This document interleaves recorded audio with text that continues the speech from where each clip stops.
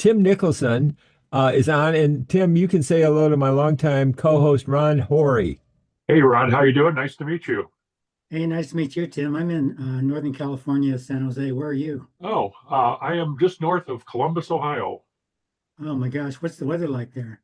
It's cold and windy. I'm looking outside to see the wind blowing in the front yard. We had some decent snow, but it melted yesterday. So we're actually supposed to get up to like mid 40s by early next week. So it's all over the place this time of the year in central. And I believe it. I think we're Yeah, spoiled in California. yeah, I bet. So I'll tell you who else, Ron. We're kind of waiting. I think, yeah, in fact, I just got a text from Melissa Erickson, and she was with a company called Spectrum Communications. So she texted me. She'll be popping in any minute, but really as a just a listener this time. But I would like to get her on as a spotlighted expert. So what I'd like to do is start inviting at least one expert every week to this meeting. Now, let me tell you why Tim Nicholson is an expert. Tim is on a media level of like me, and I'll tell you why. Tim started with Newsweek. I believe it was in the 70s, and Yeah. right, and we were good friends in New York. And Tim was working for Newsweek magazine. So he was working with, world class media people, and really at the highest level, smartest writers and on, probably in the world, along with, the writers and experts that I worked with at NBC. I mean, they were just absolutely the best. But Tim had a great experience of working in multiple media. He went to Detroit and worked for, I think it was Channel 7, Tim, was it? Right. It was WXYZ-TV. It's the ABC owned, excuse me, owned and operated station. In those days, networks could only own five stations in the country. Rules have changed, but so it was one of the five O&Os, as they called them, which of course got a lot of attention from headquarters in New York. And Yeah. it was always ranked the top ranked uh, local newscast. We did 2 hours starting in the afternoon, then a half hour at 11.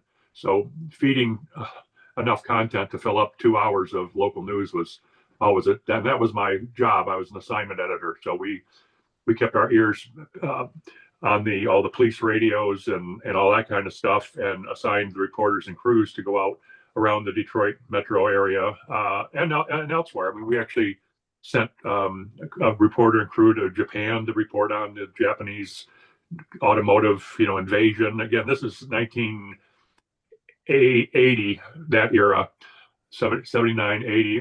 But yeah, that was really an interesting experience. And did that for a while. And then I had a couple other jobs and eventually moved to Fort Wayne, Indiana, where I joined a large power company that was headquartered in Columbus, Ohio. After about 10 years in Fort Wayne, I got promoted and we moved to Columbus in 1995 and been here ever since. So, And I love the story, Tim, about you working with Cirque du Soleil and doing a production with Cirque du Soleil. That was very cool.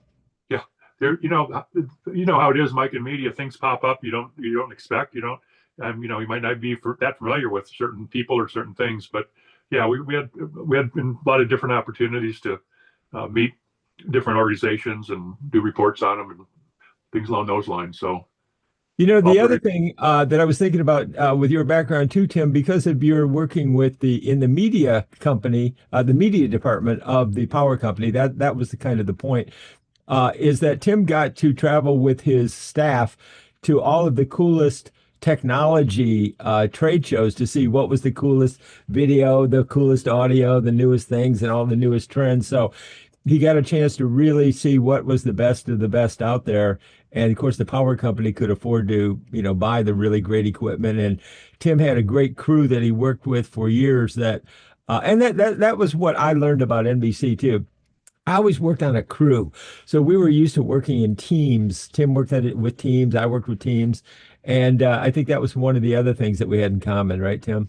Yeah, that's true, Mike. And yeah, I did certainly enjoy the trade shows. One of my minor claim to fame and favorite moments is I can say I was in the room at the Moscone Center when Steve Jobs introduced the iPhone to the world, whatever year Wow. that That's was. awesome. But it just to I've seen Steve. I saw Steve talk twice, and that the reality distortion field term that they use around good speakers, especially Steve Jobs, you'd believe anything he was telling you and was selling to you. And I don't know, maybe there was 5,000 people in the room, and every one of them would have shelled out about any amount of money to walk out with an iPhone at that moment. The other thing that amazed me is nothing had really leaked as far as the iPhone went. But certainly not, the size, shape, the looks of it.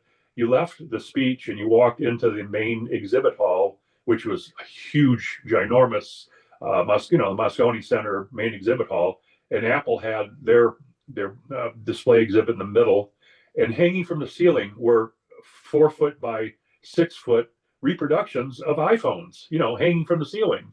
It's Right. like, how did they get these manufactured, smuggled in the Moscone Center, hung up there without any leaks? It was just stunning secrecy level. And of course, they had brochures to hand out, and they had, sample, mock-up, all that kind of stuff. But anyhow, it was just getting to go to NAB and to the media shows, and I can't remember even some of the names of them, but Chicago, New York. Well, let me introduce you, Tim, to Ron Hori and get his background in here as well. Please, yes. Get a mix of expertise. So Ron has been with FinFit Life, and he is an expert in many, many ways. He's really been my Obi-Wan Kenobi over the years that we have been working together. He is such a guru of so many different things and expertise in media and marketing, and marketing, I think, more than media. But what I love about what Ron does, he works with a company, Tim, called FinFit Life. And it's a life insurance program that you really get paid to stay in shape. So you get these huge benefits and reductions and discounts and things like that. We're going to talk about that because I want to get the experts on tape here. But I also I've got some great content to share, and I have quite a bit. So what I'd like to do is, now that we've established Tim's credibility, and I don't know where Melissa is. I'll text her while I play this video. But I'm going to share a couple of videos, and what I have to do is I have to optimize it. So let me get my first video queued up here for my Chrome. Get my Chrome. Okay. I'll start here, and then I'll get rid of. I don't know why Zoom puts up this. I'm going to start here with Gemini. I just had Gemini create an email that I will be sending out today. So I'm going to share a couple of things, because what I want to do is I want to share a Gemini. The Gemini was the name of the rocket launches. I covered Skylab. And so the Gemini is how I start my day every day, with my Gemini launch. Okay. I call it checking in and following up. So this is Gemini. This is from Google. And I've checked out ChatGPT.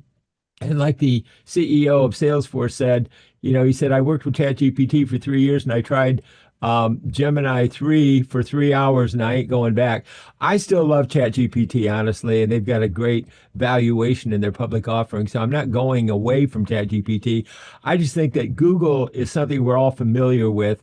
And so I love working with all parts of it. So I created this prompt, and I wanted to kind of show this, and I want to show people how they can go to Gemini and create a free account. Now, this is my paid account, but look how easily I can switch from my paid account to my free account. And what Gemini says, this is like my personal account, and then I have my public account.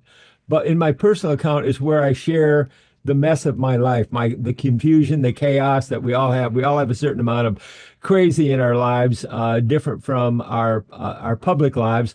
But this is where you share your crazy, your mess, and without messing up your public Gemini. So then I can switch back real quick to my public Gemini. I just wanted to show you that. I created the prompt, and then what I do is I go to share it, and I created this, and I wanted to share this first video with you guys to get your comments on it. So this one is about getting our signal heard in all of the online noise. And this is kind of the struggle that all professionals and experts have. So I'm going to start to use my my notebook, which you're looking at my notebook account right now. I'm going to share a video from it. And then if you guys would listen, take notes, and then give me your comments so we can bring your expertise into this. So let me share this and we'll get started. All right, let's talk AI. But forget all the doom and gloom, the killer robots and all that sci-fi stuff. This is about something else entirely. It's about how you can cut through all that digital noise out there to make sure your voice, your wisdom, your stories, all of it gets heard loud and clear. So let's just dive right in. You know that feeling like you're just getting totally flooded with, well, digital junk mail? It's this overwhelming wave of AI generated stuff in your social feeds, in your inbox. It's just noise. And it feels like it's getting harder and harder to find a real, genuine message in all that static, right? And forget about trying to get your own message heard. It feels almost impossible sometimes. But here's an idea. What if you could learn to surf that wave instead of getting crushed by it? Well, that's exactly what we're going to do today. We are going to find your signal. We're going to take all that wisdom, all that incredible experience you've got, and make sure it slices right through the noise, clear as a bell. Think back to the old way of doing things. Oh man, you'd be wrestling with some clunky word processor for hours, just endless typing, trying to get that brilliant idea out of your head and onto the page. And you just felt like you were shouting into the void, right? Well, the new way, it's a total game changer. I mean, imagine your ideas getting organized, like instantly. Imagine talking more and typing way, way less. This is about taking a lifetime of your wisdom and just turning up the volume so everyone can hear it. So the big question is, how do we actually do that? Well, we start with a little something I like to call AI street smarts. We're going to break down this thing called the SAFE method. Now, I know it sounds super serious and technical, but trust me, don't worry about that. It's basically just a cheat code for navigating this new digital world. Okay, so here is the cheat code. First up, perception. Just think of it like putting on a pair of X-ray specs to see right through all the online junk. Simple. Second is reasoning, and this is all you. It's you with all your experience using those street smarts to steer the ship. You are the boss here. Third is imagination. This is the fun part. It's about dreaming like it's 1969, asking what if without any limits. And finally, the main event, step 4, action and communication. This, my friends, is the payoff. This is where you take all those great ideas and you actually share them with the world, making a real connection and having a real impact. Okay, so let's get practical. Let's talk about our first strategy for making that connection. We're calling this one the Reynolds. And yeah, you guessed it. Think Ryan Reynolds, fast, funny, super authentic, and always cutting through the noise with some serious wit. So the absolute core of the Reynolds model is this. Your wisdom is your brand. Seriously, you've got decades of credibility, of real life stories, of experience that no AI on the planet can replicate. That is your superpower. And look, authentic isn't just some buzzword. It actually means leaning into your unique voice. Are you the funny one, the super wise one, the one with those completely crazy stories from the 70s? Whatever it is, don't hide it. That's your hook. It's about sharing your take on today's news, but through the lens of your life experience. So what's the big takeaway here? Okay, first, be authentic. Just let your personality shine through. Second, be timely.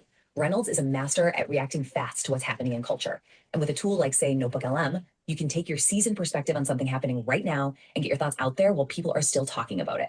And third, and this is a big one, start thinking of AI as your own personal creative agency. It's there to help you organize and package all that amazing experience you have without you having to go out and hire a whole team. Okay, so you've nailed your authentic voice with the Reynolds model. Awesome. But now, how do you make sure that voice is clear, simple, and that people can actually relate to it? Well, that's where our second strategy comes into play. We're calling this one the Robbins, and it's inspired by the one and only Mel Robbins. I mean, think about it. Mel Robbins has built an entire empire by doing exactly this one thing. She doesn't just talk about problems. She gives people simple, actionable steps they can take. This is all about making your communication truly effective, especially for those, difficult conversations we all have to have with family or friends. It's about making things easier, not more complicated. So your big takeaway here is to focus on the how. Don't just point out a problem. Give people a formula to solve it. This is where something we call AI reasonability becomes your secret weapon. It's really just about using AI as a sounding board, to help you think through complicated problems and come up with clear, actionable solutions. It gives you a way to walk into those conversations with so much more confidence and clarity. And when you do that, you turn your advice into something people actually want to share. It becomes like currency, and that's how you build a community. All right, so let's recap. You've got your authentic message. Check. You've made it relatable. Check. Now for the final piece of the puzzle, amplification. This strategy, we're calling it the Google, is how you take that powerful message and turn it into a full-blown movement. And let's be crystal clear about something here. Sharing your wisdom, teaching other people what you know, helping your friends and peers figure out this new digital world, that is not just a hobby. It is a valuable, important societal endeavor. Your voice and your experience, it absolutely deserves to be heard on a grand scale. So the really crucial point here is leveraging the power of partnership. I mean, by working within a proven ecosystem, like Google's, for example, you get to tap into all that established trust and all those resources. And this isn't just about money, not at all. It's about getting strategic visibility. It's what ensures that when someone out there is looking for help, maybe they're searching for AI for seniors or something like that, your authentic, relatable signal is the very first thing they hear, not all that other static. So now let's put it all together, shall we? We've got these three really powerful strategies. Let's take a look at how they all combine to create one single clear path for amplifying your authentic voice. And just look at how cleanly this all connects. The Reynolds model, that's your foundation. It's all about authenticity, powered by your incredible life experience and a handy tool like Notebook LM. Then the Robbins model makes it relatable, right? Using that AI reasonability framework we talked about to turn complex stuff into simple, actionable solutions. And finally, the Google model is your megaphone. It's amplification through strategic partnership. See?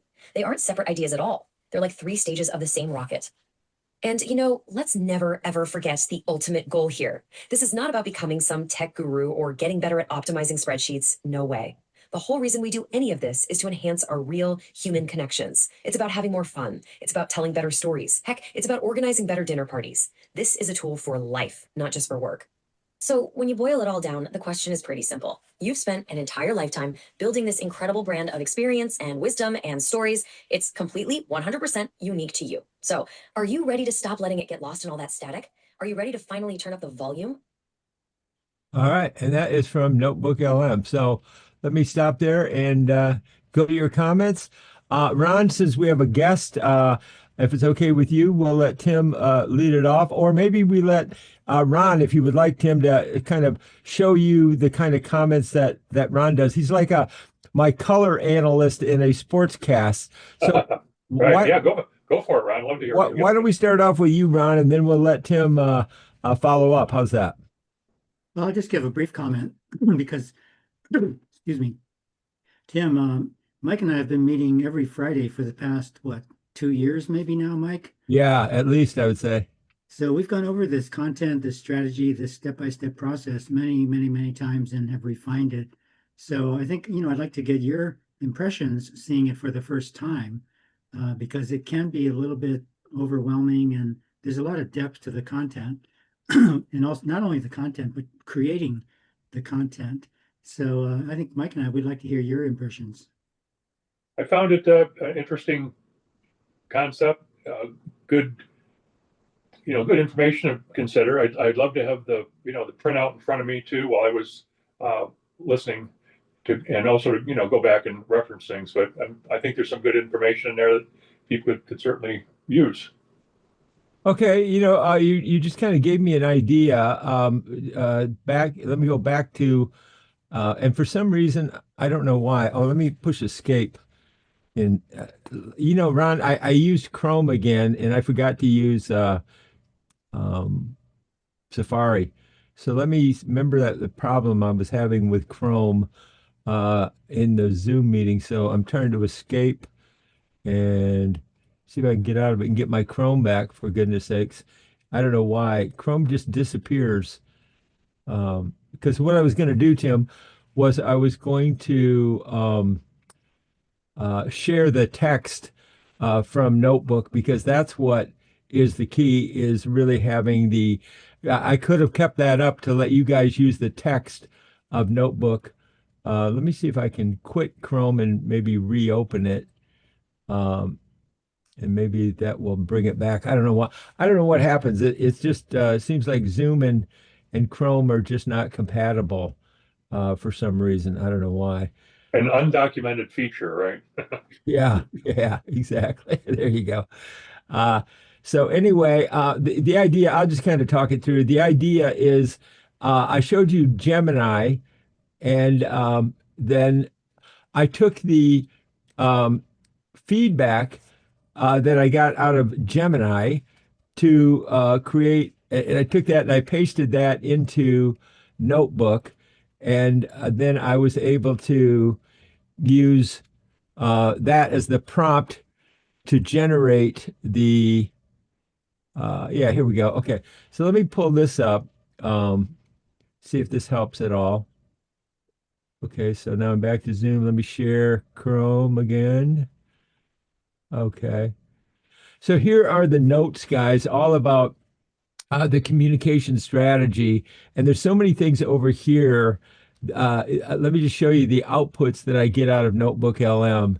Look at all of these outputs. There's videos, there's audios, there are cheat sheets, there's a blog post, there's a briefing. So here's the briefing from what is gotten over here um,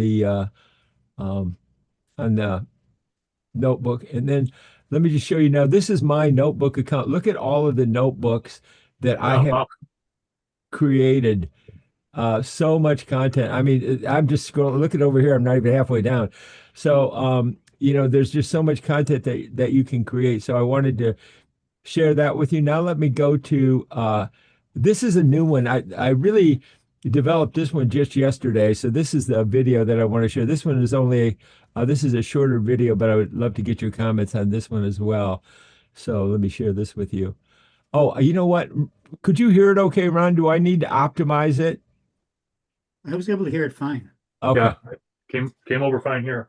Okay, good. Hey everyone, so we're always hearing that AI is here to replace how we think. But what if that's not the whole story? What if its real purpose is to amplify our thinking? Today, we're going to dive into a new movement called AI reasonology, which is all about something called expert-enriched intelligence. Let's get into it. This quote right here, it gets straight to the heart of everything. It lays out this really powerful choice we all have. Are we just going to use AI to offload our thinking, or are we going to use it to become even sharper thinkers ourselves? And that's the big question we're tackling today. And this really does bring us to a tale of two AIs. See, every single time you use an AI tool, you're making a choice, whether you realize it or not. You're picking one of these two paths. Are you looking for a replacement, or are you looking for an amplifier? Okay, let's break this choice down a little. On the left, you've got AI for replacement. This is all about automation, getting quick answers, basically letting the machine think for you. But on the right, that's AI for amplification, and that's more like a partnership. It's about using AI to boost your own intellect, to explore ideas way deeper, and to really augment your own creativity. So if amplification is the goal, how in the world do we get there? Well, this brings us to the core philosophy behind this whole thing, the expert-enriched idea. It's all about fusing genuine human wisdom with artificial intelligence. And here's the crucial point. Expert-enriched AI isn't just about feeding a machine more and more data. It's about using deep human insight, the kind that only comes from years of real-world experience, as the secret sauce. This wisdom, it teaches the machine not just what to think, but how to reason. I want you to think about your unique expertise, your experience as your expert DNA. This movement argues that your DNA is actually the most valuable asset we have for building the next generation of AI, one that can reason with real nuance and, wisdom. Now, this isn't just some abstract theory. It's an open invitation, and it's built on a really compelling principle they call the giver's gain proposition. So here's how it works. The give is your expertise, your insights, and the kind of high-fidelity questions that, honestly, only a human expert can even think to ask. And in return, the gain is pretty significant. We're talking world-class visibility, professional PR, and having your expert DNA directly integrated to shape the future of reasoning. This quote really sums up the confidence behind the whole offer. It's not a transaction where you lose something. It's a symbiotic relationship. By contributing your wisdom, you actually amplify your own professional reach, and you help build a smarter community for everybody. Okay, so how can you actually get involved? Well, the path is pretty straightforward. You can join the free weekly AI Bloomers Networking Bootcamp, or you can participate in the Senior AI Podcast recording sessions. This is where the magic really happens, where that expert DNA gets captured. Okay, so we've got the philosophy and we've got the invitation. But how does this actually work in practice? How is all this human wisdom captured and translated into something useful? Let's take a look at the tools. The key tool here is Google's Notebook LM, which is used to analyze transcripts from podcast interviews. But the real innovation isn't the tool itself, it's how it's being used through these really carefully crafted prompts. So take this first prompt. Its whole goal is to create a lively, non-technical overview. It's designed to take a really complex expert conversation and just make the core idea accessible to anyone. Think of it like you're trying to explain it to an 8th grader. And this key instruction, it's fantastic. It tells the AI to focus on how human wisdom is the teaching element. It's saying, forget the code and the math for a second. Just explain how smart people are making computers think better so we can all be more successful. It's all about putting the human expert front and center. All right, the second prompt is all about persuasion. It's designed to create this super compelling explanation for other experts on why they should join this movement. It translates the value proposition into an exciting, you can't miss this opportunity. And I just love this key instruction. It frames participation as a cheat code for their career. What a brilliant metaphor. It immediately communicates this idea of a shortcut to getting greater impact and influence, which is exactly what that giver's gain model is all about. And finally, the third prompt is about making all this wisdom actionable. Its purpose is to pull out the core lessons from an expert interview and turn them into a reasonology study guide, like a cheat sheet. The process here is super clear. It's not just about listing ideas. It's about explaining how someone can use that lesson today to improve a relationship or to close a business deal. It turns abstract wisdom into concrete, usable advice, all while keeping the language engaging and simple. So we end on this thought. This entire movement is built on the idea that your unique expertise is your DNA. It's the code that makes you you. The question it leaves us with is a really powerful one. In this age of AI, how are you going to ensure that your human intelligence, your DNA, is part of the code that shapes our future? All right. So let me kind of summarize things for you guys. And Melissa Erickson has joined us, I believe. Melissa, are you there? Okay. I just accepted her. Let me see the participants. Yeah, she is. She's on. I think she's just listening, and that's fine, Melissa. So Melissa Erickson is here, and she is an expert in streaming media and phones and technology. So I'm going to invite her to contribute her expertise at one of our meetings. Now, what this is all about is about expert-enriched AI. So in other words, when we pull in what AI puts out is what is called metadata, and that's kind of the peak of pure machine data. But what is more valuable is expert-enriched data or AI. So when we take the expertise of Ron Hori with his background in sales and marketing and FinFit Life, et cetera, and Tim's background in at the highest levels of media, we are actually enriching the AI.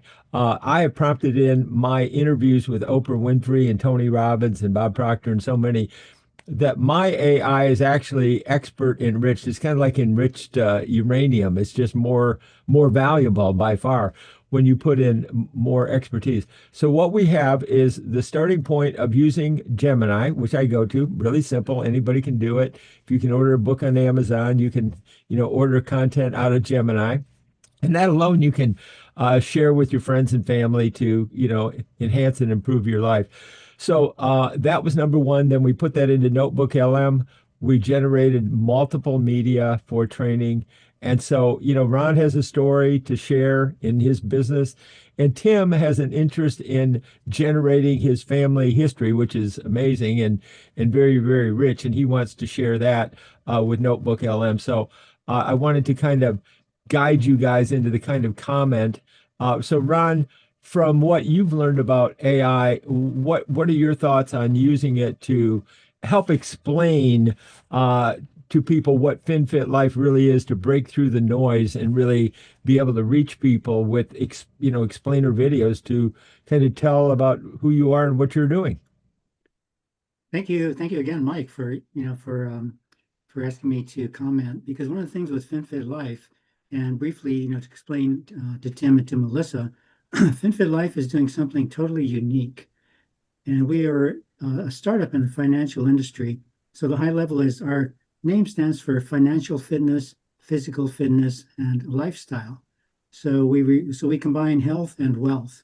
So we reward people for being healthy by gamifying the whole idea of walking and exercising instead of making it a chore. And on the wealth side, we show people how they can protect and grow their money. So with Mike's assistance, we are we are creating different messages to reach out to people to spread our message, and you might say in a viral way. So, and one thing too, Mike, you talked about people using AI, and I have a former tech background. I work for a Fortune 50 company and in the technical world, project management, things like that, software. And so I like to follow tech. And one comment I learned about the more and more people use AI just to ask prompts. For example, create an email message, that has this, that, and that. Create an image. It actually reduces our cognitive functioning in our brain, which is huge.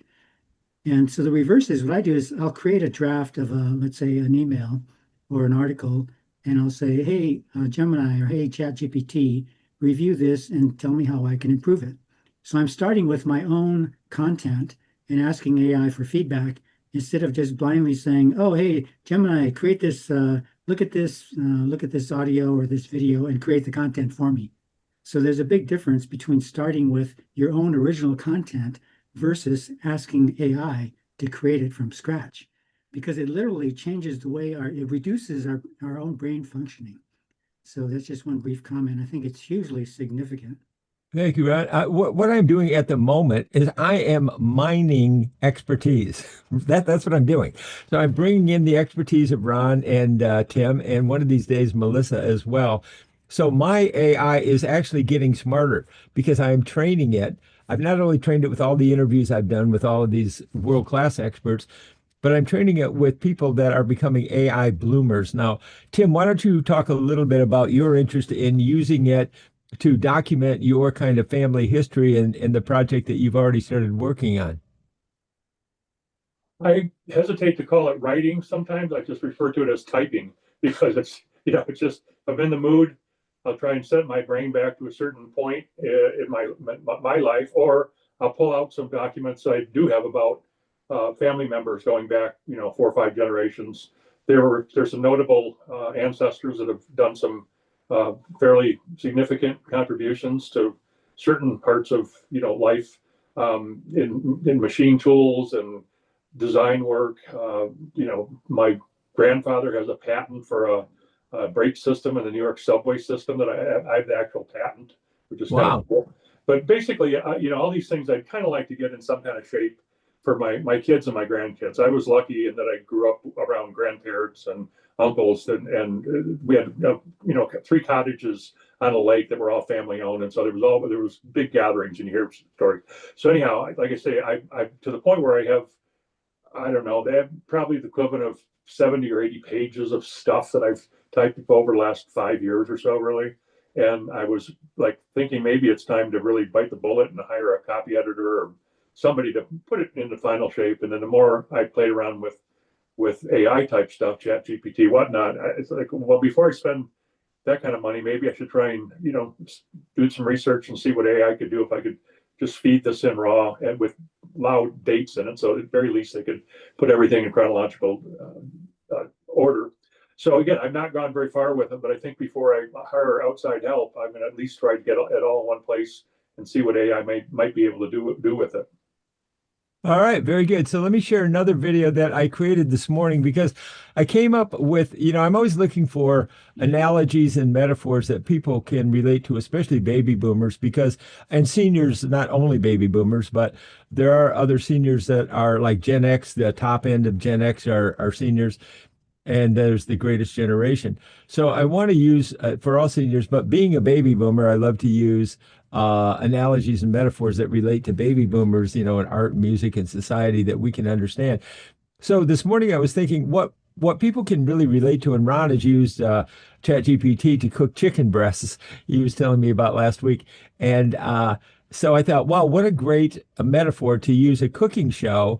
And I came up with that idea. I fed it into ChatGPT and into Notebook. And I want to share with you the video that I created about starting a cooking show to be able to cook up content and courses. And I'm going to be using Zoom, like we're on Zoom right now, to capture everything, the output of Gemini, and then how I put it into ChatGPT, or no, not in ChatGPT, into Notebook instead, and then all the different ways that I can share it when I put it into Notebook. So let me share this with you real quick. And here's a little video about the cooking show that I created today. I think you'll enjoy it. Okay, so let's be real. How on earth do you take something as huge and frankly intimidating as artificial intelligence and make it understandable for everyone? It's a massive challenge, right? Well, today we're diving into a really clever solution that does exactly that. And that really is the big question, isn't it? I mean, it is so easy to get bogged down in all the technical jargon, but what if we could just change the conversation entirely? Just imagine for a second if learning about AI felt as easy and familiar as, say, baking a cake. And this right here, this just nails the whole idea.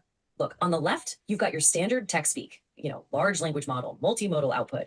It's confusing. It kind of pushes you away. But then look at the right. The language completely changes the game. A large language model? Nope. It's a digital brain. Multimodal output? That's just serving it up in different flavors. See? Right away, it feels so much more welcoming. So let's officially step into this new way of thinking.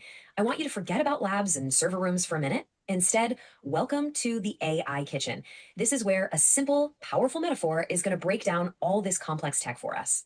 Okay, so here's the master plan. The cooking show metaphor, it's not just a cute trick, swapping a few words here and there. No, no, no. It's a whole framework for translating AI concepts into the language of cooking. And that, right there, fundamentally changes how we even think about the topic. And this is what's so important about it. It's all about the feeling it creates. Suddenly, technology isn't this cold, abstract thing anymore. It becomes familiar, something that actually nourishes our understanding instead of just overwhelming it. It's a huge shift, really, from fear to something you can actually get your hands on. Now, as you know, every great kitchen needs its chefs. And in our AI kitchen, the tools themselves get cast in these really simple roles. It makes the whole thing feel less like you're dealing with a machine and more like you're working with a team. So let's meet our team. First up, you've got Gemini. Think of Gemini as the prep chef. Its job is to gather all the data and chop it up into usable little ingredients. Then you've got Notebook LM. This is your sous chef. It takes all those prepped ingredients and does the actual cooking and makes sure the final presentation looks great. It's a perfect partnership. Okay, so you've got your chefs, but how do you tell them what to make? Well, you give them a recipe, of course. And in the AI world, that recipe is what we call a prompt. And let me tell you, a really good prompt is the absolute secret to getting the delicious results you're looking for. And just look at how specific this master recipe gets. You're not just saying, hey, give me some info. Oh no, you're setting the AI's entire personality. The tone should be lively and warm. The explanations, keep them at an 8th grade level. And the number one rule, the vibe, avoid that tech speak at all costs. It's brilliant. And it all boils down to this one simple mission for the AI: help me cook information into different courses. That's it. It's not about processing data. It's about cooking. That simple phrase keeps everything grounded in our kitchen metaphor, and it makes sure the final result is something we can all, well, digest. All right, so we've got our ingredients prepped. We've given our digital chefs the recipe. So what's for dinner? What does the final meal actually look like? Well, it's not just a single dish. It's a whole 4-course meal, and every part of it is designed to help you understand. I absolutely love this structure. First, you get the appetizer, a quick, simple summary to kind of get you started. Then, boom, the main dish. This is the real meat and potatoes, all organized and easy to chew on. For dessert, you get something fun and creative like a little conversational script. And the best part, the take-home bag. It's an action plan, so you can walk away and immediately use what you just learned.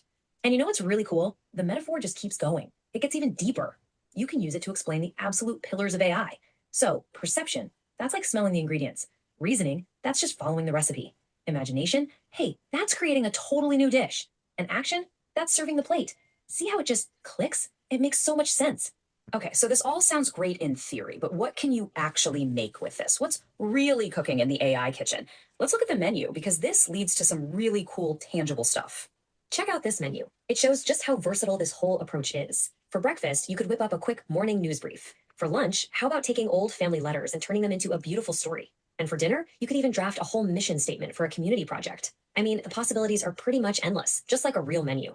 And at the end of the day, this is why it all matters so much. The words we choose have real power. When you start using words like recipes and serving, AI stops being this big, scary, unknown machine. It starts to feel more like a helpful kitchen appliance, like a really smart blender. It's a tool that helps you, not something you need to be afraid of. So if there's one thing to take away from all of this, it's this. A single brilliant metaphor can be one of the most powerful teaching tools on the planet. Just one. That one simple comparison can unlock a topic and make something that seems impossible to understand suddenly feel totally within reach. So I'm going to leave you with a question to chew on. Think about your own life. What's that one intimidating topic? Maybe it's finance or chemistry or heck, even car repair that you could make simple with an everyday metaphor. What's your recipe for making the complicated simple? All right. I woke up this morning with this idea, and I already created this video with it. So, Ron, why don't we just go for you and start another round of expert commentary? Excuse me. Well, thank you, Mike, again. So, Tim, I want to relate to your creating a family legacy. And definitely you can dive into Notebook LM. You don't need to hire a copywriter. Because myself, I'm 3rd-generation Japanese. I was born in California. My grandparents immigrated from Japan to Northern California. They were farmers primarily. And my mother, since I was a toddler, she would create these black and white photos, get these actual photos and put them into albums from, when I was young. And over time, we created more regular types of photos and colors, also VHS tapes. So I have 2 sons. They're adult sons. One's married, one has a girlfriend. So I'm thinking, I have photos and videos, boxes and boxes and boxes. Wow. So I don't want to just hand it over to them. So I thought, based on what I've learned about how Mike is using AI, I could literally dump it all into Notebook LM, and it'll be a digital resource for my sons and my grandkids and even great grandkids. Great So I idea. think it's a great practical application for using AI, especially, Tim, for your interest, like going back 5 generations. That is awesome. Yeah. The way to preserve that history. Yeah, that's a great ideas there, Ron. Appreciate it.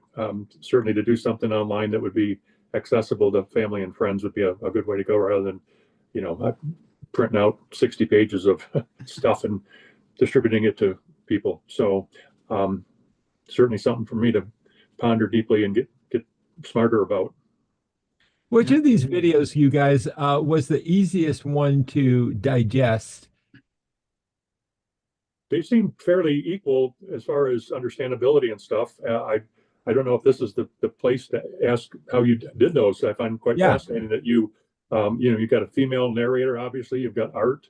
Was that all basically AI generated stuff? How did you get the lady's voice? Can you talk a little bit about how you made them? Yeah, thanks, Tim. That's a great question. I'm glad you asked it. All I did, honestly, was one thing. I just pasted the output of Gemini into Notebook LM, and everything that you saw. Let me show you what happened. So I pasted it in here, and then, oh, let me share the screen. Sorry about that.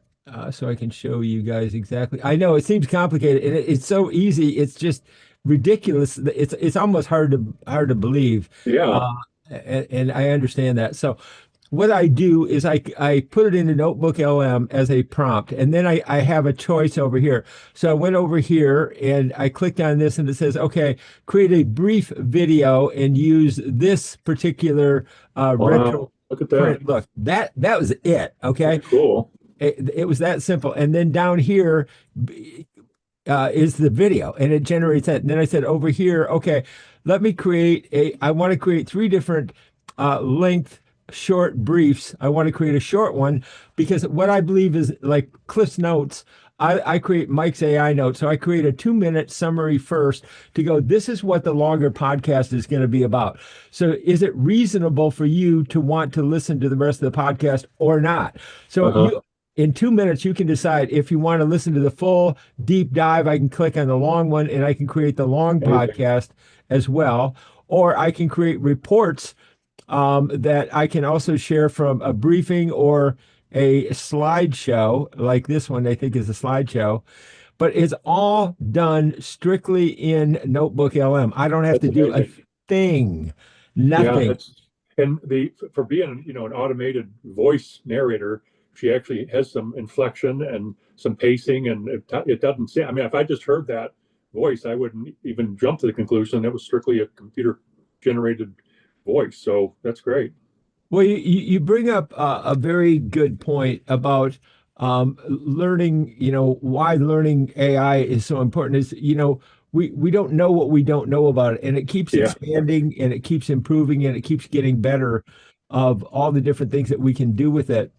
And one of the most important thing is this, and one of the reasons that I love Google and working with Google and grow with Google is one of the smartest people in the world, Demis Hassabis, who is the CEO of Google's DeepMind. He was a chess prodigy and a Nobel laureate for chemical engineering.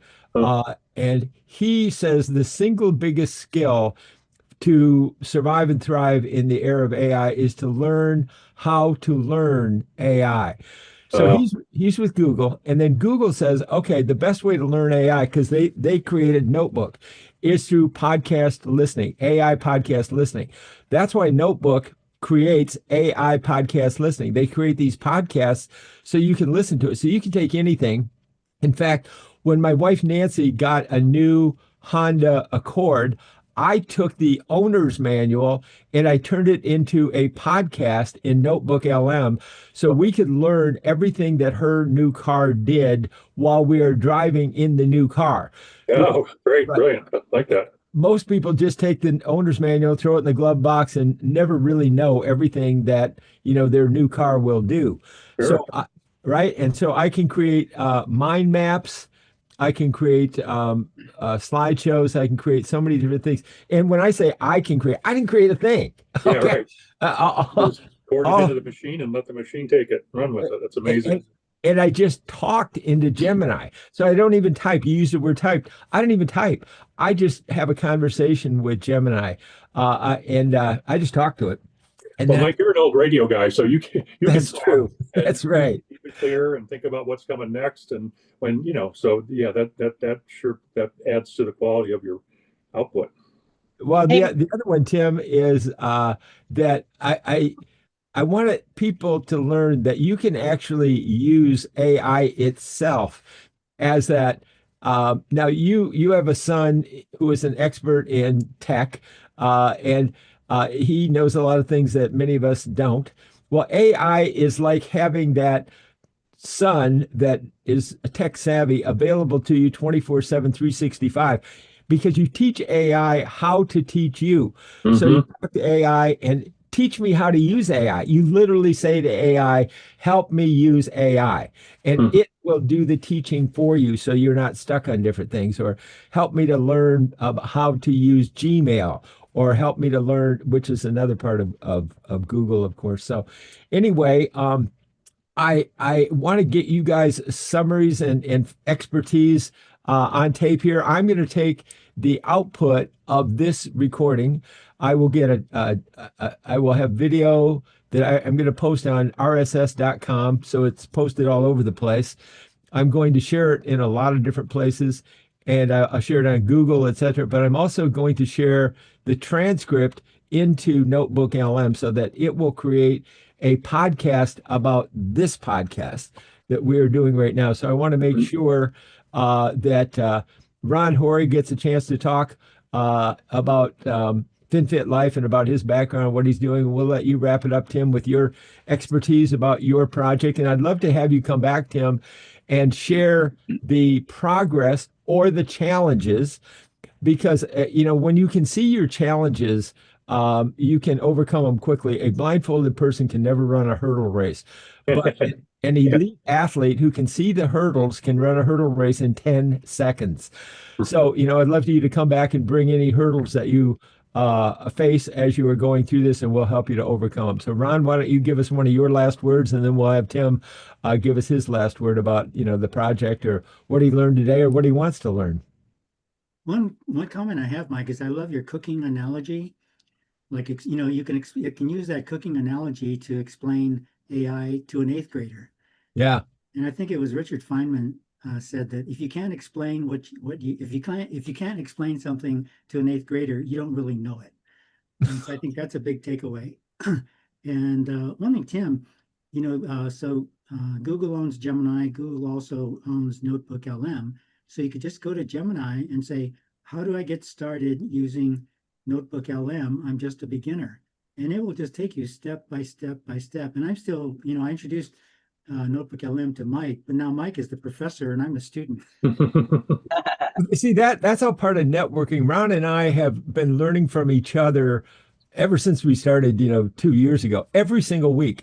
And we learn new things from each other. So Ron is out, and that's why I focus on ChatGPT networking and all the offspring of it. Notebook LM is one. Well, Ron found it. He introduced it to me because we network.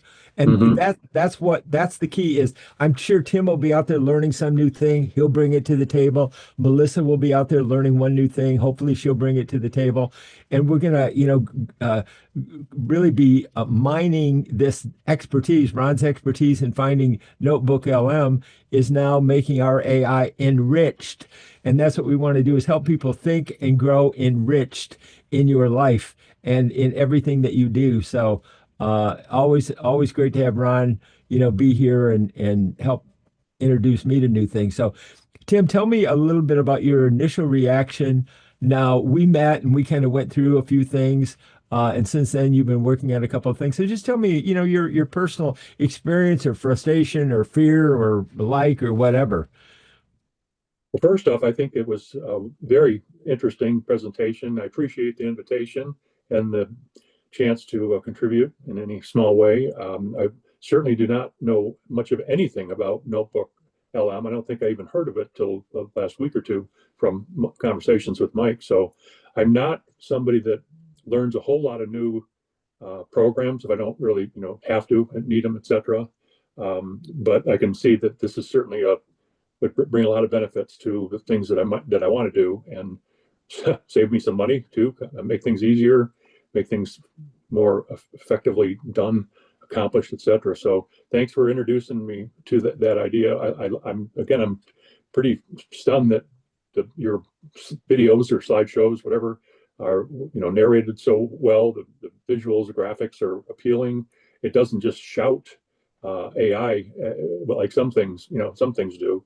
But in any case, it's really interesting to see all the things you can do with the tools that you've got that are not expensive and they're not super complicated, it seems like. So good luck and go forth and prosper, as they say. Well, thanks, Tim. Yeah, this is an example of networking. That's why I'm calling these boot camp networking. But Ron networked and told me about Notebook LM, and I networked and told you about Notebook LM. And so that's how things go around, and we can all help each other and stay in touch. Now, Tim is also very, very involved, Ron, in music. You should see his guitar and musical instrument collection. It's off the charts, and he loves music, and he's very musically oriented in his life. So we talked a little bit about some of the things that he will be exploring, with his music, which is really is probably his truest passion.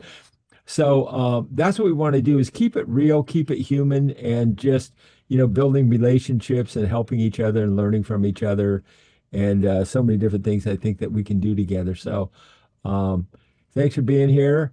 Thanks for sharing your expertise, and thanks for enriching our expertise with AI. So any final thoughts, Ron? Just one comment. Merriam-Webster creates the word of the year every year. So the word of the year for 2025 is slop. Slop stands for AI junk. Mm-hmm. And I think it's totally appropriate. So if you see anything, anyway, so that's the Well, you're word of the right. year for 2025.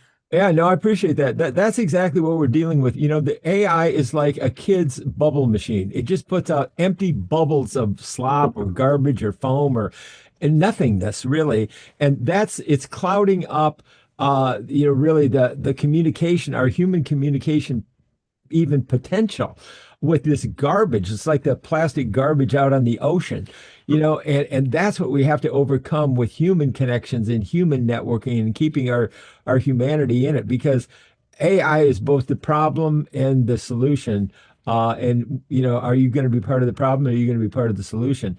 And that's what we're here to do, is to be part of the solution, to help people to get a signal rather than just noise, and being able to make it clear and keep it focused, because clarity, and the number two pillar from Oxford that I learned about AI is reasoning. And I have helped so many people with kind of challenging relationships in their life, iron them out by using AI reason ability to better communicate and kind of straighten out relationships that maybe have become entangled or challenging or difficult or harmful or hurtful, and really be able to mend those relationships with AI. That's why I say it's become reasonable, and that's what we want to help people do. So I guess that's it. It's Friday. I'm going to be sending out an email today about probably my favorite thing is the cooking thing. I'm actually going to get. I looked on Amazon already for a chef's apron, and I can get it customized. I'll have a chef's apron for being the AI chef. Teach people Great. how Can't to wait to cook, see that picture, Mike.